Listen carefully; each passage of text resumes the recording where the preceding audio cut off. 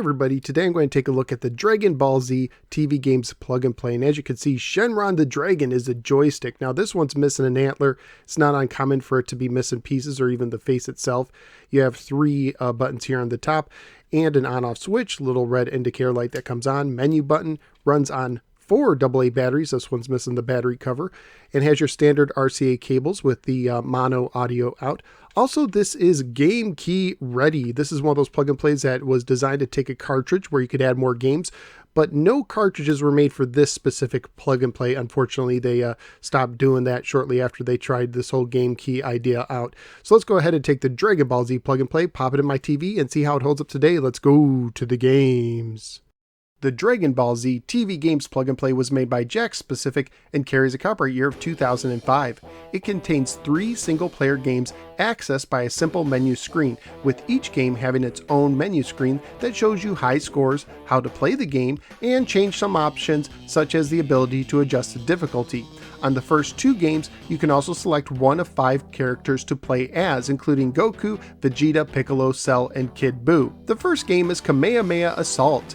In this game, you try to hit a green ball of energy to collect the 7 Dragon Balls. You can also use special attacks that use energy, but when you run out of energy, you need to recharge to gain more.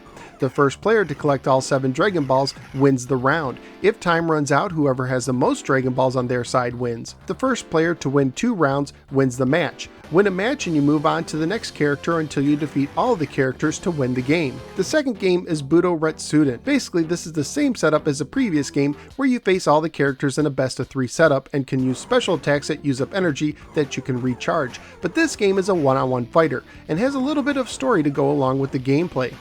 The third and final game is Pinball. This pinball game takes place on a table 3 screens in length and also has boss fight rooms where you can earn a Dragon Ball if you do well enough. Get a Dragon Ball and you need to deposit it at your house on the top screen. Get all 7 Dragon Balls and you can give them to the dragon at the top screen to get your wish granted in the form of extra points and extra balls. And then you rinse and repeat. Graphically speaking, the games have a very nice, colorful 16-bit style look, especially the one-on-one fighter. I also thought that the sounds and music fit the games well, although some of the soundtrack can get repetitive. Family-friendly wise, this plug and play got an E10 and up rating for cartoon violence. At the time I researched on eBay, including shipping, used versions were going for $10 to $13 and new ones were going for $34 to $36. So what did I think of the Dragon Ball Z TV games plug and play? This one had mixed results. On the negative side, I found the joystick uncomfortable and found the setup a little confusing, as the buttons have numbers on them, but in the instructions in the game, they use letters. Just remember that 1 is A, 2 is B, and 3 is C. As far as the games go, Kamehameha Assault was the weakest of the 3 and not very fun to play. Buto Retsuden was a little bit better, but the matches took way too long to finish, and mostly felt the same, and the joystick really cramped my hands while playing. However, Pinball ended up being not only the most enjoyable game on the unit, but could be seen as the only reason to get this plug and play. It may not have the best pinball controls, and nudging was too difficult to pull off with the joystick, but the setup of the game itself is a blast. I really like it when video pinball games give you boss fights, and this one gives you 7 that don't have to be played in a specific order. And even though you have to start over a boss fight if you leave the screen, the fights themselves are pretty enjoyable. Overall, I ended up spending a lot more time with this one game than I do with most other games on plug and plays. Even though I was able to get to a point that I quit the game after getting all 7 Dragon Balls twice with several balls left in reserve, I could easily see myself playing this again and again. So where am I going to rank the Dragon Ball Z plug and play? Basically, I'm ranking this based on my enjoyment of pinball alone, since I most likely will not play the other 2 games again.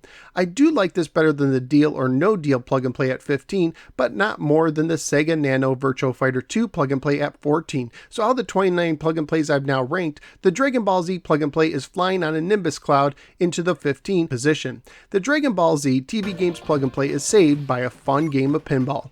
At least that's what I think. What do you think? Let me know in the comments below. Also, please click like and subscribe and follow me both on the Facebook and the Twitter. I'm also a member of the Retro Junkies Network. At this time, I'd like to thank all of my extraordinary Patreon supporters, including William, who recently signed up to support the show. Thank you, William. If you appreciate the work I do and enjoy my videos, please consider becoming a Patreon supporter by signing up at patreon.com/NoSwearGamer, starting at $1 a month. Not only will you help make videos like this possible, but you will also gain access to some exclusive content. Thank you for giving me a little part of your day, and I look forward to seeing you next time on the next episode of the No Swear Gamer. Take care, and if you have a tail, please stay indoors during full moons.